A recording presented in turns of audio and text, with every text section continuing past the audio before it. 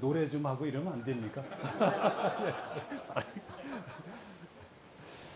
아까 제 소개를 앞에 장황한 건 다 잊어버려 주시고 요게 진정한 제 소개입니다. 강원도에 불량 감자가 3명 있는데 저 이회수 선생님, 가수 김씨, 그다음에 저 이렇게 불량 감자인데 이회수 선생님은 애석하게 이제 고인이 되셨고 가수 김씨도 활약이 뜸합니다. 그래서 불량 감자의 시대도 지금 저물고 있다. 그래서 저 셋 중에서는 그래도 제가 제일 낫다는 평가를 받고 있습니다. 1920 제가 이제 만들고 싶었던 나라를 만들지는 못했지만 소개는 한번 할 필요가 있겠다 그래서 간략하게 소개를 해 올리도록 하겠습니다. 1929년에 대공황이 발생해서 전 세계에 주식이 떨어지고 길거리에 실업자가 넘쳐났습니다. 히틀러가 1919년 9월에 뮌헨에 있는 히틀러의 정치적 고향이 뮌헨입니다. 호프브로이하우스라고 아마 많이 가보셨을 텐데 거기서 정치연설을 시작한 이후에 별 볼 일 없이 지내다가 공황이 나자 내가 경제를 살리겠다. 어서 많이 들어본 그것이죠. 그래서 총통으로 1월 33년에 취임을 하는데 정식으로 민주주의적인 절차를 거쳐서 정식으로 당선돼서 취임을 합니다. 그리고 34년 8월 2일 날 총통으로 취임을 하는데 저때 이제 영도자, 수령이라는 칭호를 받게 되는데 저는 지금 대통령, 총리, 당대표 이 세 개를 경직한 자리였습니다. 근데 저거를 국민들이 88.2%로 압도적인 투표로 당선을 시킵니다. 그렇게 된 이유가 총통으로 취임을 하면서 군수산업을 대대적으로 일으켜갖고 무기를 길거리에 넘쳐나던 600만 명의 실업자들을 전부 군대 보내서 군수산업을 일으키면서 세계 3위의 경제 대국으로 말도듬합니다. 근데 이때 독일의 헌법이 어떤 헌법이었냐면 바이마르 헌법이었어요. 공화국 바이마르 헌법이었습니다. 그 헌법 1조가 독일은 공화국이다. 국가 권력은 국민으로부터 나온다.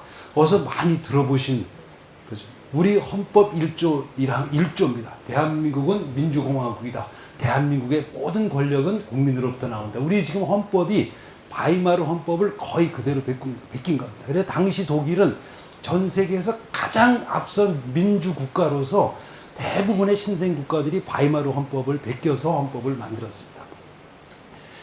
전쟁이 끝나고 히틀러가 죽은 후에 쾰른 대성당으로 유명한 쾰른에 독일을 대표하는 인사들이 다 모였습니다. 종교인, 법조인, 교사, 학생, 노동자, 농민 다 모여서 처절한 반성을 하게 됩니다. 우리 민주주의의 모범이었던 독일이 어떻게 해서 히틀러와 같은 인물을 냈느냐. 처절한 반성을 하고 결론을 내리기를 히틀러와 같은 인물이 난 것은 히틀러를 막지 못한 우리 책임이다. 자신들의 책임이라는 선언을 하게 됩니다. 그리고 그래서 우리가 죽인 유태인들 비롯해서 전 세계인들 앞에 무릎 꿇고 반성해야 된다. 그리고 다시는 히틀러와 같은 인물이 나타나지 않도록 하는 나라를 세워야 된다. 그렇게 해서 자신들의 결의를 모아서 쾰른 기본 강령이라는 강령을 선언하게 됩니다. 저는 처음에 이게 2010년도에 우리나라에 소개됐는데 처음에 이 글을 읽을 때 울면서 읽었습니다. 나중에 들으니까 이 글을 번역하신 교수님도 울면서 번역하셨다고 그러더라고요. 근데 글은 아주 담백하고 별 내용이 없는 것 같은데 그 안에 많은 역사적인 사실과 독일인들의 절망감, 그다음에 분노 이런 게 포함되어 있고 반성이 포함되어 있죠. 나중에 한번 꼭 읽어보시길 부탁드리겠습니다. 앞대가리를 빼고 실존하는 하느님을 믿는 우리는 사회적 질서와 공동체를 유일하고 진정한 지주인 그의 계명에 복종한다. 이 막중한 과업을 시작하면서 우리는 전쟁터와 도시와 농촌의 폐허 속에서 죽어간 이들을 생각한다. 우리는 경외심을 갖고 기독 신앙의 피해 증인들과 나치에 희생된 시민들의 자유 앞에 머리를 숙인다. 우리는 이 죽은 자들의 정신 속에서 총력을 경주하여 독일 국민에게 봉사할 것을 맹세한다. 이에 우리 기독 민주주의자들은 단합하여 조국의 재건을 위해 다음과 같은 원칙을 결의한다. 그리고 이제 제1항이 인간의 정신적인 존엄은 인정된다. 인간은 공동체의 단순한 일부분이 아니라 스스로 책임지는 인격체로 평가되어야 한다. 여기서 이제 민주주의만 갖고는 좋은 나라가 만들어지지 않고 인간의 비극을 막아내지 못한다. 그래서 민주주의를 넘어서는 다른 가치와 철학과 신념이 있어야 되는데 그게 바로 인간의 존엄이라는 것을 그분들이 규정하게 됩니다. 그래서 이 쾰른 기본강령의 정신을 정신을 이어서 독일이 연방 헌법을 만들게 되는데 그 일조가 바로 인간의 존엄성은 불가침이다. 이를 존중하고 보호하는 것은 모든 국가 권력의 의무이다. 이게 지금 독일 연방 헌법의 제1조 1항입니다. 그래서 독일은 모든 국가 정책의 기준이 바로 이 인간의 존엄입니다. 독일이라는 국가의 이익이라든가 뭐 이런 게 아니고 예를 들어서 독일이 난민을 받을 것이냐 말 것이냐 라고 그걸 결정할 때 그 기준은 인간의 존엄입니다. 난민을 받는 것이 독일 경제에 이득이 되느냐 마느냐, 독일 정치의 갈등의 요소가 되느냐 아니냐, 그게 아니고 인간의 존엄입니다. 그분들의 인간의 존엄을 보장하기 위해서 우리는 난민을 받아야 된다. 이런 판단을 합니다. 우리는 난민을 받을 때 그 논쟁이 다르게 진행되죠. 그리고 예를 들어서 한국에서 독일로 유학 간 학생들에게 학비를 받을 것이냐 말 것이냐. 그때 판단 기준도 인간의 존엄입니다. 그 사람이 한국 사람이냐, 독일 사람이냐, 그것이 우리 경제에 득이 되느냐, 안 되느냐, 이런 게 아닙니다. 그냥 보편적인 인간의 존엄.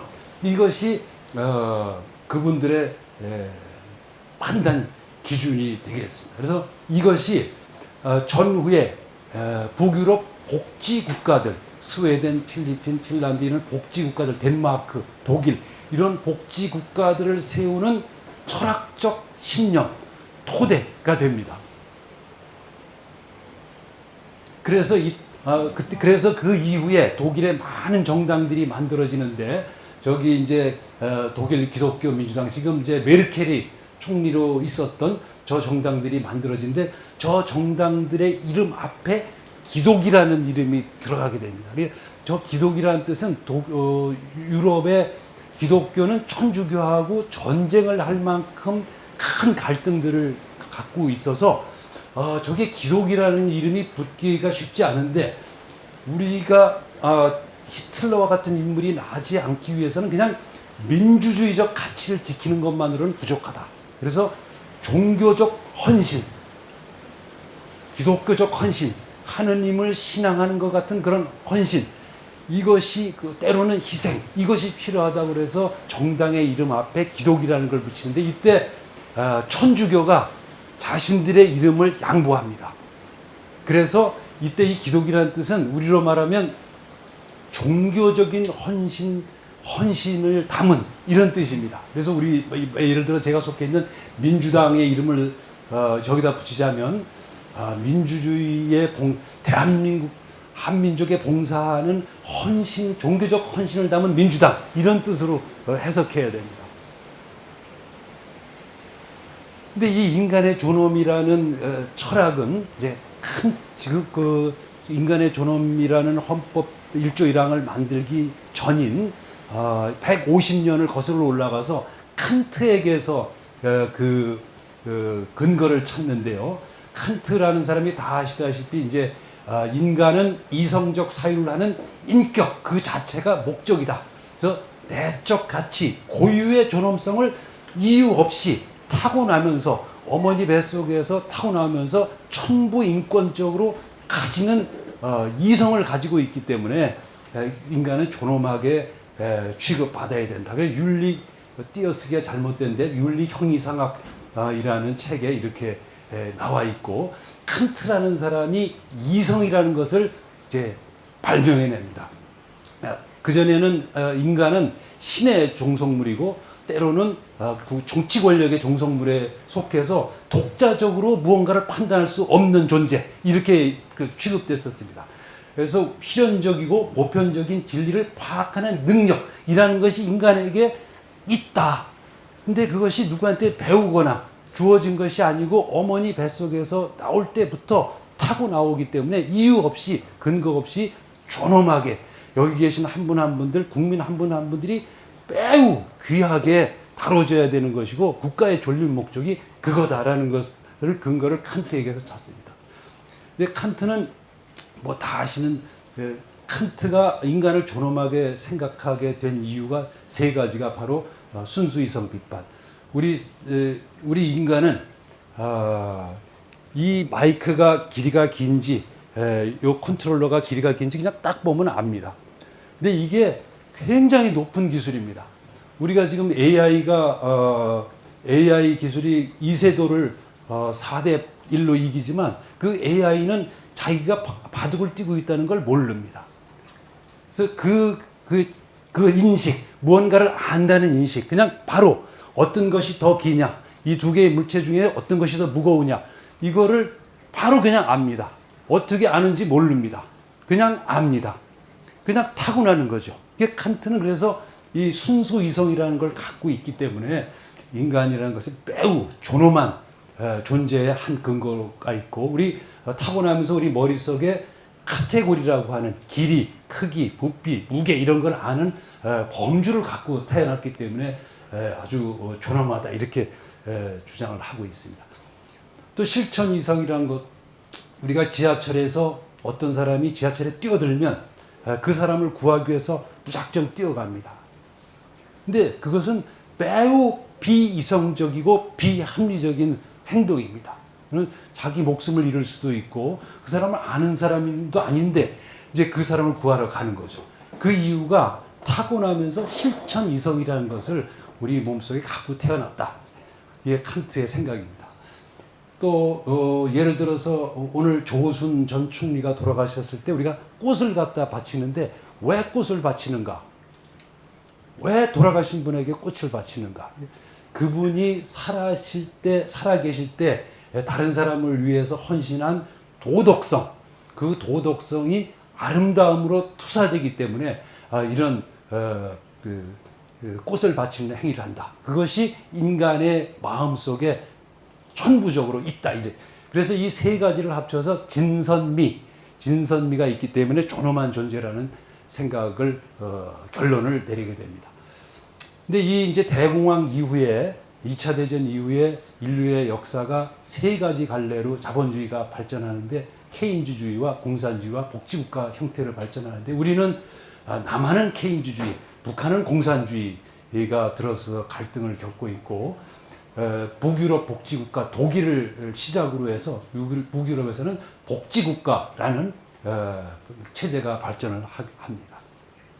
근데 복지국가라는 게 우리나라에 들어오면서 많이 오염이 됐습니다. 이 복지라는 것이 그냥 현금 나눠주기 이렇게 인식이 됐는데 이 복지국가는 본래 지금 말씀드린 인간의 존엄이라는 고귀한 철학과 신념과 또 북유럽에 계신 분들은 신앙에 가까운 신앙을 갖추고 있는 철학을 바탕으로 하고 있습니다. 그리고 또 우리나라하고 크게 다른 점은 그 정책 목표의 대상이 나 또는 가정으로 나의 확장이 최소한의 확장이 나로 되어 있습니다.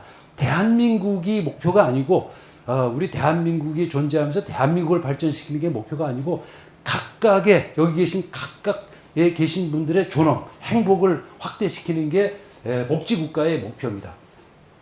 예를 들어서 우리 뉴스도 다릅니다. 북유럽 복지국가들의 뉴스와 우리 뉴스가 다르고요. 우리 뉴스는 삼성전자의 영업이익이 얼마냐. 그게 우리하고 무슨 상관이 있습니까? 그거보다는 우리 개개인이 받고 있는 연금, 또 육아수당 이런 것들이 정치권의 논쟁입니다. 우리처럼 이렇게 그런 건 요즘에 조금씩 생기긴 했죠. 이제 그런 거 아무 상관없이 전체주의, 국가주의, 기업 이런 것들이 중심이 되지 않습니다. 그래서 원래 복지국가라는 용어도 영국에서 처음 사용했는데 독일 나치즘에 대항해서 생긴 용어입니다. 나치즘의 권력국가에 대항해서 생긴 개인과 가정이 중심이 되는 국가를 만들어야 된다. 그리고 그것을 만들어가는 경로도 나들의 연대, 내가 우선이고 개인 한 명 한 명의 존엄을 기초로 한 다수, 그 다수 집단이 먼저 있고 대한민국이라든지 이런 집단이 먼저 있고 그 다음에 거기에 속한 개인이 아니고 개인이 우선이고 그 개인이 모인 것이 집단이 된다는 생각이죠. 그래서 외국에서는 복지국가라는 말을 잘 쓰지 않습니다. 국가라는 말을 별로 좋아하지 않습니다. 이게 복지사회라고 많이 쓰고 있습니다. 그 복지국가의 슬로건들을 보면 이제 인민의 집이라든지 국가를 국민, 가정으로 보는 거죠. 대한민국은 국민의 가정이다. 대한민국은 인민의 집이다. 가정이다. 이런 거죠.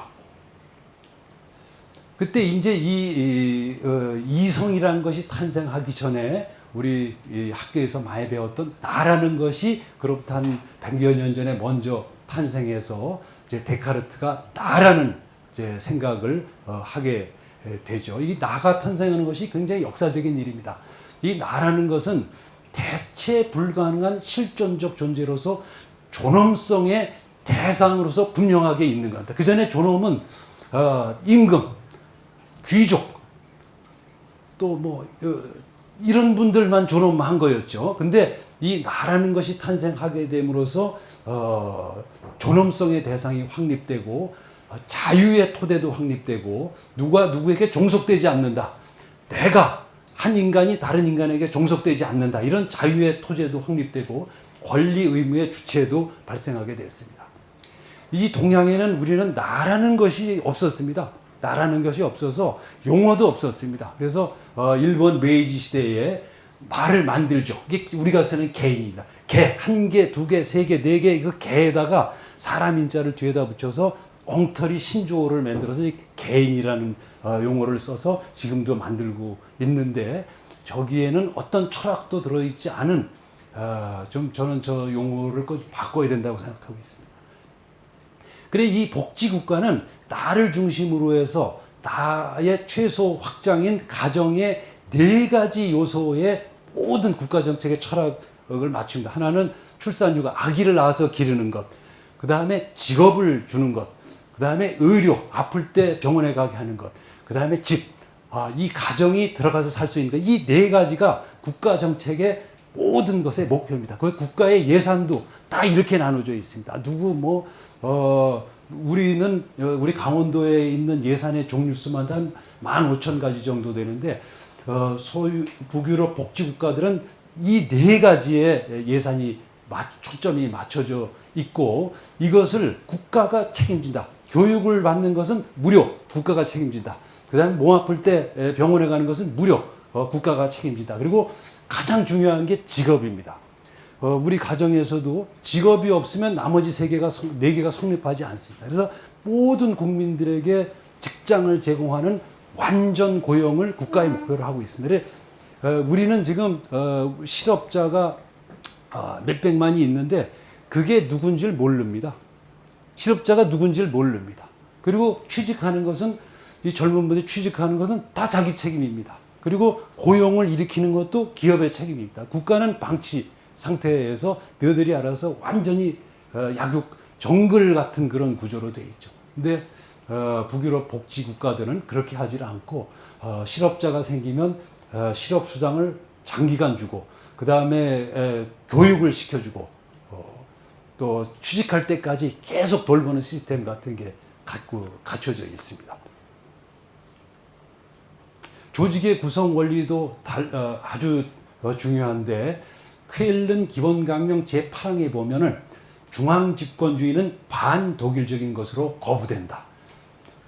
이 굉장히 강지 여기 법률가들이 많이 와 계신데 법률 용어로 이런 건 쓰기는 어렵죠. 그러니까 예를 들어 우리나라에서 중앙집권주의는 반민족적이다. 이렇게 쓰면 이거 법률 용어가 아니라 막 감정이 들어가 있고. 그런데 저렇게 강한 용어를 쓴죠. 왜 그러냐면 히틀러와 같은 경험을 했기 때문에 히틀러가 뮌헨에서 정치 권력을 일으켜서 중앙의 총리가 되면서 모든 권력을 자기가 장악한 후에 독재를 이행했죠. 그래서 중앙집권주의에 대해서 극도로 극도로 분노를 가지고 있습니다. 그래서 저는 군, 검찰, 경찰, 정보기관 이런 권력에 대해서 상당히 분산을 많이 시켜놨죠. 우리나라는 지금 만약에 지금 대통령이 박정희 같은 독재를 즉시 하려고 마음먹으면 지금도 할 수 있습니다. 저 네 가지 권력을 다 갖고 있기 때문에 즉시 할 수 있는 체제로 돼 있죠. 그래서 근데 저걸 이제 분산을 시키니까 독일이나 미국 같은 데도 예를 들어 군 같은 경우도 도지사 밑에 군인이 따로 있습니다.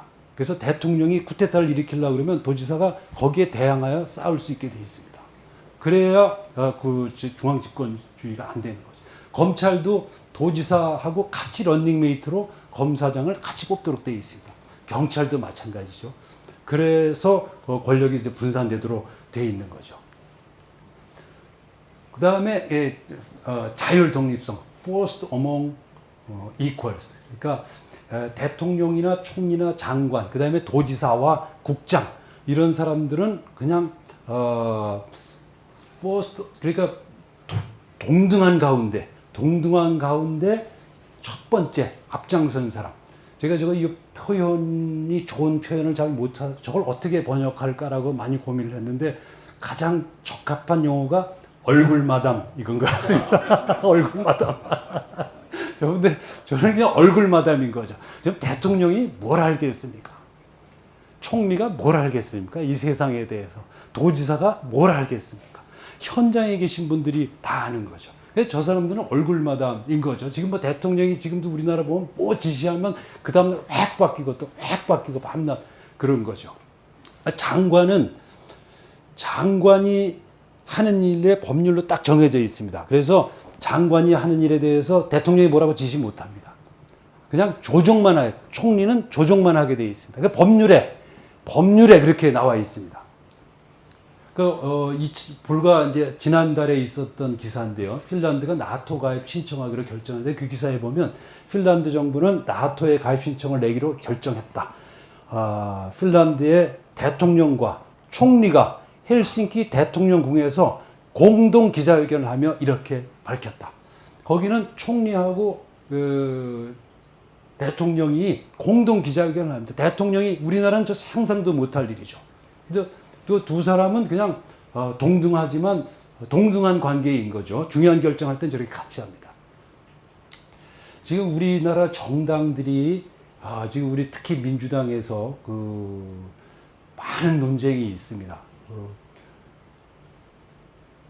인터넷에서 열혈 팬들, 광팬들 그분들을 어떻게 할 것이냐 그거에 대해서 외국에서 이미 솔루션이 있습니다. 이미 이제 히틀러 같은 경우에 그런 팬들이 모여서 돌격대를 만들고 무장을 했습니다. 무장 돌격대까지 만들었죠. 그래서 저런 개별 당원들 제도를 하게 되면 그분들 중에 열혈 당원들은 심지어 무장하는 것까지 가게 됩니다. 그래서 유럽에서는 기관 당원이라는 제도를 뒀습니다. 코퍼릿 멤버십에서 여기서 기관 당원이라는 말이 협력 당원, 정책 당원 이렇게 해야 될 것 같은데 뭐냐 하면 집단적으로 참여하는 당원으로서 개별 당원들보다 수가 많고 영향력도 더 크다. 직접 당원으로 가입하지는 않더라도 노동조합이나 시민사회단체에 가입한 회원들이 그 기구에 정치기금을 내면 기관당원의 형태로 간접적으로 가입한다. 그러니까 예를 들어 한국간호사협회, 대한간호사협회가 우리 민주당하고 간호사법에 관한 정책협약을 맺고 거기에 권리를 줍니다. 대통령 후보를 뽑을 수 있는 권리를 주게 되는 거죠. 그렇게 되면 그것이 개별 당원보다 숫자가 더 많습니다. 그래서 그 개별 당원들의 열혈성도 유지하고 한편으로는 정책을 개발하는 시스템까지 이렇게 같이 좀 돼 있습니다.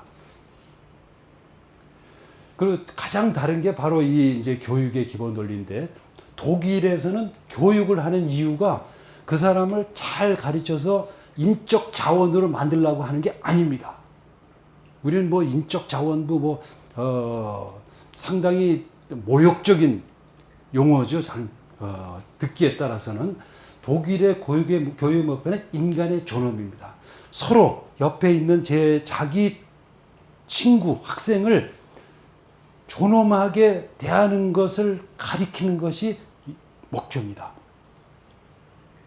우리하고 너무 많은 차이가 있는 거죠. 그래서 그 구체적인 실천 방안의 하나로 요거는 후대에 만들어졌습니다. 보이텔스바흐 합의라는 게 있어서 정치 교육 원칙이 있는데 본래는 학교에서 가르치기로 되어 있었는데 독일 사회 모두에게 이것이 정치 전체에 확산돼서 정치 교육이 헌법으로 기능하고 있습니다. 몇 가지 원칙이 있는데 강제성의 금지, 그 다음에 논쟁성의 유지, 그 다음에 정치적 행위 능력의 강화 이런 건데 더 중요한 것은 예를 들어 학생들끼리 정치 논쟁을 시킵니다. 정치 토론을 시킵니다. 그래서 우리 예를 들어 강욱기 사장님하고 저하고 토론을 한 후에 찬반 토론을 한 후에 그 다음에 바꿔서 합니다. 국민의힘 지지, 그다음에 민주당 지지 토론을 한 후에 그것을 바꿔서 합니다. 이것을 어려서부터 계속 시킵니다. 이렇게 하면 서로 간에 곧 입장이 바뀔 걸 알기 때문에 서로 극단적인 주장을 하지 않게 됩니다. 그러니까 히틀러 시대에 왜 그런 극단적인 정치 세력이 나타나게 됐는가에 대한 반성, 그러니까 서로 극단적인 주장을 끝까지 하게 되는 그런 시스템을 처음부터 제도적으로 바꿔서 어릴 때부터 언제나 입장을 바꾸는 연습을 하게 돼 있습니다. 그래서 제가 도정 방침으로 만든 것이 인간의 존엄이라는 것이 도정 방침인데 처음에 굉장히 이상하니까 이거 맞냐고 그래서 계속 우리 실무자들이 와서 만들기를 거부해가지고 굉장히 애먹었습니다. 네. 그래서 저는 이제 우리나라의 우리가 지금 살고 있는 정치 체제가 제6공화국 체제입니다.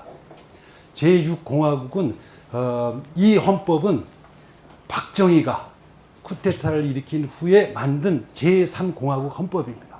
그래서 그 골간은 대통령 중심제, 그 다음에 단원제, 관료제, 경제 성장 이 네 가지를 큰 목표로 하고 있습니다. 그래서 빠른 경제 성장을 이제 목표로 하고 있는 거죠. 근데 이것이 이제 그 헌법의 골격이 그대로 유지되면서 대통령에 관한 규정만 몇 번 바뀌었습니다. 그 중에 6월 민주항쟁, 광주 5.18 거쳐서 6월 민주항쟁을 지나면서 대통령 직선제만 고친 상태로 기본적으로는 쿠데타 이후에 만드는 헌법 골격이 그대로 유지가 되고 있어서 이것이 우리 시대하고 맞지 않는다. 그래서 제7공화국을 세워야 되는데 그 제7공화국은 인존국가, 인간의 존엄을 바탕으로 하는 대한민국 국민들이 모두 존엄하게 여겨지는 그런 나라가 만들어져야 된다라는 생각을 하고 있고 그 과제는 지금 우리 전 공장장님이 하고 계신 첫 번째가 기후 변화여야 된다고 저는 생각합니다. 저게 우리 젊은 그룹들은 굉장히 관심이 많죠. 그리고 곧 해야 되는 일이고 그다음에 빈부격차의 해소, 저출산 고령화, 분권, 남북 갈등의 해소 이런 것들을 과제로 해서 이것은 지금 육공화국 체제에서는 들어있지 않은 내용들입니다. 과제로 해서 새로운 공화국을 세워야 된다 이런 생각을 갖고 있고 그래서 방탄소년단의 노래를 제가 좋아하는데 방탄소년단이 왜 저렇게 전 세계적으로 인기가 있을까? 제 나름대로는 방탄소년단의 노래를 잘 못 알아들으면서도 계속 듣는데 방탄소년단이 인간의 존엄을 노래하고 있다고 저는 생각하고 있습니다. 이제 마이크로코스모스 인간을 지칭하는 단어죠. 그다음에 너 자신을 사랑하라 라는 노래도 있고 내 자신을 사랑하라는 노래도 있고 이것이 전 세계 청소년들에게 존중받고 싶은 존엄하게 대접받고 싶은 이런 것을 그 정서에 호소하고 있다 이렇게 생각을 하는데 요게 이제 마이크로코스모스 가사 중에 하나입니다. 한 사람의 하나의 역사, 한 사람의 하나의 별, 70여 개의 빛으로 빛나는 70억 가지의 월드, 70억 가지의 삶. 이게 어떻게 해야 틀어지나?